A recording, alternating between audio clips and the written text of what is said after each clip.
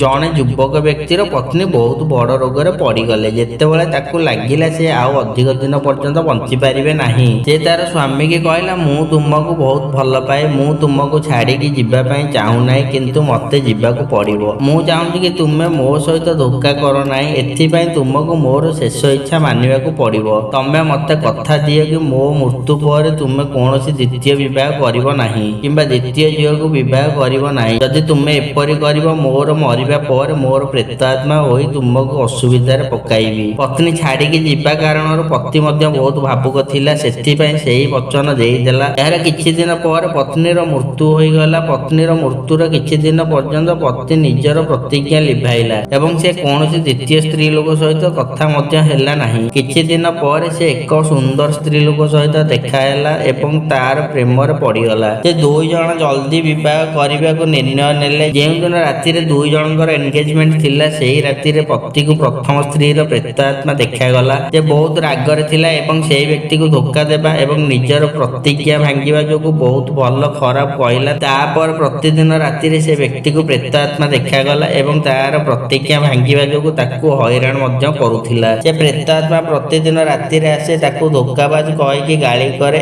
ଏବଂ ସେହି ସବୁ କଥା ଗୋଟିଏ ଗୋଟିଏ କରି କୁହେ, ଯାହା ସେହି ବ୍ୟକ୍ତି ଏବଂ ନୂଆ ପତ୍ନୀ ମଧ୍ୟରେ ହେଇଥାଏ। ଏହା ବ୍ୟତୀତ ସେ ସମସ୍ତ ଜିନିଷ ବିଷୟରେ ବତେଇଥାଏ ଯାହା ସିଏ ପୁରା ଦିନ କରିଥାଏ। ସେ ଘଟଣା ସେ ବ୍ୟକ୍ତିକୁ ଏତେ ସମସ୍ୟା ସୃଷ୍ଟି କଲା, ସେ ରାତିରେ ଠିକ୍ ସେ ଶୋଇ ମଧ୍ୟ ପାରୁନଥାଏ। ସେତେବେଳେ ତାକୁ ଏକ ସାଙ୍ଗ କହିଲା କି ପାଖରେ ଥିବା ନଗରୀରେ ଗୌତମ ବୁଦ୍ଧ ରହୁଛନ୍ତି, ତୁମେ ସେହିମାନଙ୍କ ପାଖକୁ ଯାଅ, ସେ ତମର ସମସ୍ୟାର ସମାଧାନ ନିଶ୍ଚିନ୍ତ ଭାବରେ କରିବେ। ସେ ବ୍ୟକ୍ତି ଗୌତମ ବୁଦ୍ଧଙ୍କ ପାଖକୁ ଗଲା ଏବଂ ସମସ୍ତ ଘଟଣା ବିଷୟରେ ଶୁଣେଇଲା। ତାଙ୍କ କଥା ଶୁଣିବା ପରେ ଗୌତମ ବୁଦ୍ଧ ହସିଲେ ଏବଂ କହିଲେ, ବହୁତ ଚତୁର ଅଟେ ତୁମ ପତ୍ନୀଙ୍କର ପ୍ରେତାତ୍ମା। ଏହା ଶୁଣି ତାର ପତି କହିଲା, ବିଲକୁଲ, ତାକୁ ପ୍ରତ୍ୟେକ କଥା ଏବଂ ପ୍ରତ୍ୟେକ କାମ ମନେ ରହିଥାଏ ଯାହା ବି ମୁଁ କରିଥାଏ। ବୁଦ୍ଧ କହିଲେ, ସେ ପ୍ରେତାତ୍ମାକୁ ପ୍ରଶଂସା କରିବା ଦରକାର। ସେ ବ୍ୟକ୍ତି ଜଣକ ଗୌତମ ବୁଦ୍ଧଙ୍କୁ ପଚାରିଲେ, ଆଉ ଥରେ ଯେତେବେଳେ ପ୍ରେତାତ୍ମା ଦେଖାଯିବ ତାକୁ କଣ କରିବା ଉଚିତ? ବୁଦ୍ଧ ସେହି ବ୍ୟକ୍ତିଙ୍କୁ ସମସ୍ତ କଥା ବୁଝାଇ ଦେଲେ। ବ୍ୟକ୍ତି ବୁଦ୍ଧଙ୍କୁ ପ୍ରଣାମ କରି ଘରକୁ ଫେରି ଆସିଲା। ସେ ରାତିରେ ତାର ପ୍ରଥମ ପତ୍ନୀର ପ୍ରେତାତ୍ମା ପୁଣି ଦେଖାଗଲା। ପ୍ରଥମେ ସେହି ପ୍ରେତାତ୍ମା ଧୋକାବାଜ କହି ଗାଳି ଦେଲା। ତାପରେ ତାକୁ କହିଲା, ଆଜି ତୁମେ ଏକ ସନ୍ନ୍ୟାସୀକୁ ଦେଖା କରିବାକୁ ଯାଇଥିଲ।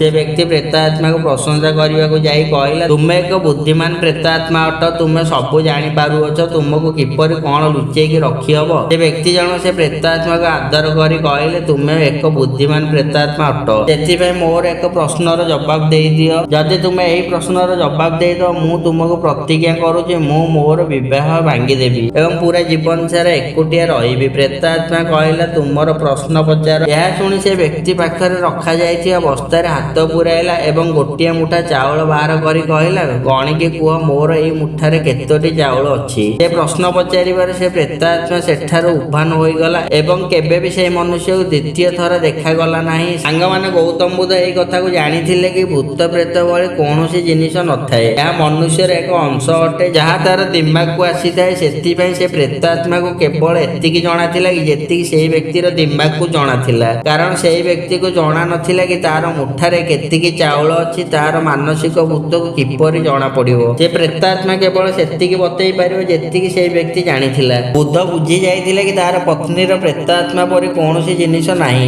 ଏହା ତ ବାସ୍ ନିଜ ପତ୍ନୀକୁ ଦିଆଯାଇଥିବା ପ୍ରତିଜ୍ଞାକୁ ଭାଙ୍ଗିବାର ଅପରାଧର ବୋଝ ଅଟେ ଯାହା ତାକୁ ଭିତରୁ ଖାଇଯାଉଥିଲା। ସେ ତାର ପତ୍ନୀକୁ ଦେଇଥିବା କଥାକୁ ଭାଙ୍ଗିବା ଆଗରୁ କେତେଥର ଭାବିଥିଲା କି ତାର ଦିମାଗରେ ପତ୍ନୀ କହିଥିବା ଶେଷ ଶବ୍ଦ, ଯଦି ତୁମେ ଦ୍ୱିତୀୟ ଥର ବିବାହ କରିବ ମୁଁ ତୁମକୁ ଭୂତ ହୋଇ ତୁମକୁ ହଇରାଣ କରିବି, ଏହି ସତ୍ୟ ସେ ମାନି ନେଇଥିଲା ଏବଂ ତା ବାସ୍ତବିକତା ବ୍ୟକ୍ତି ଉପରେ ପ୍ରକଟ କରୁଥିଲା। ସେହି ପ୍ରେତାତ୍ମା ଏବଂ ତାର ଭାବନା ତାର ସ୍ୱପ୍ନରେ ବାରମ୍ବାର ଆସୁଥିଲା, କାରଣ ସେ ବ୍ୟକ୍ତି ପ୍ରଭାବିତ ଥିଲା କି ସେ ଏହି ସବୁ କିପରି ଜାଣୁଅଛି। ସେ ମାନିବାକୁ ଲାଗୁଥିଲା କି ସେ ପ୍ରେତାତ୍ମା ପାଖରେ କୌଣସି ଶକ୍ତି ଅଛି, କିନ୍ତୁ ଯେମିତି ସେ ତାର ବିରୋଧରେ ସ୍ୱର ଉତ୍ତୋଳନ କଲା, ସେ ପ୍ରେତାତ୍ମା ସବୁଦିନ ପାଇଁ ଉଭାନ ହୋଇଗଲା। ଭୂତ ପ୍ରେତ ମଣିଷର ଦିମାଗରେ ଆସିଥାଏ କାରଣ ସେହି ତାକୁ ବନେଇଥାଏ, ତେବେ ଏହି କଥାରେ ବାସ୍ତବିକତାରେ କୌଣସି ସମ୍ବନ୍ଧ ନାହିଁ। ସାଙ୍ଗମାନେ, କୌଣସି ଜିନିଷ ଆମକୁ ଏଥିପାଇଁ ହଇରାଣ କରିଥାଏ କାରଣ ଆମେ ସେଥିପ୍ରତି ଧ୍ୟାନ ଦେଇଥାଉ। ଯେତେବେଳେ ଆମେ ତାଠାରୁ ଆଗକୁ ବଢ଼ିଯାଉ, ତା ବିଷୟରେ ଭାବିବା ବନ୍ଦ କରିଦେଇଥାଉ, ତାହା ଅଦୃଶ୍ୟ ହୋଇଯାଇଥାଏ। ସାଙ୍ଗମାନେ, ଆପଣ ନିଜେ ମଧ୍ୟ ଭାବିକି ଦେଖନ୍ତୁ, ଆପଣ କେବଳ ସ୍ୱପ୍ନରେ ସେହି ଜିନିଷ ଦେଖିଥିବେ ଯାହା ଆପଣ ବାସ୍ତବିକ ଦୁନିଆରେ ଦେଖିଥିବେ। ସେସବୁ ଆପଣ ଡେଲି ଲାଇଫରେ ଦେଖିଥିବେ, ହଲିଉଡ କିମ୍ବା ବଲିଉଡ ମୁଭିରେ ଦେଖିଥିବେ, କିମ୍ବା ଆପଣ କୌଣସି ବୁକରେ ପଢ଼ିଥିବେ କିମ୍ବା କିମ୍ବା କୌଣସି କାହାଣୀରେ ଶୁଣିଥିବେ। ଆକ୍ଚୁଆଲି ଆମ ମାଇଣ୍ଡରେ ଯାହା ବି ଇନଫର୍ମେସନ ଅଛି ତାକୁ ବୁଲେଇକି ବଙ୍କେଇକି ସ୍ୱପ୍ନରେ ଦେଖାଯାଇଥାଏ ଏବଂ ଆମେ କେତେଥର ଏହାକୁ ସତ୍ୟ ମାନି ନେଇଥାଉ। ଏଥିପାଇଁ ସାଙ୍ଗମାନେ ଏହି ସବୁ ଜିନିଷକୁ ଛାଡ଼ି ବର୍ତ୍ତମାନ ଉପରେ ଧ୍ୟାନ ଦିଅ। ସାଙ୍ଗମାନେ ଏହି ଛୋଟିଆ କାହାଣୀଟିରୁ ଆପଣ ମାନେ କଣ ଶିକ୍ଷା ଲାଭ କଲେ ନିଶ୍ଚିନ୍ତ ଭାବରେ ଜଣେଇବେ। ଯଦି ଆପଣଙ୍କୁ ଏହି ଭିଡ଼ିଓଟି ଭଲ ଲାଗିଥାଏ ଭିଡ଼ିଓକୁ ଗୋଟେ ଲାଇକ୍ କରନ୍ତୁ, ସାଙ୍ଗମାନଙ୍କ ସହିତ ସେୟାର କରନ୍ତୁ, ଚ୍ୟାନେଲକୁ ସବସ୍କ୍ରାଇବ କରନ୍ତୁ ଏଇଭଳିଆ ମୋଟିଭେସନ ଭିଡ଼ିଓ ଦେଖିବା ପାଇଁ।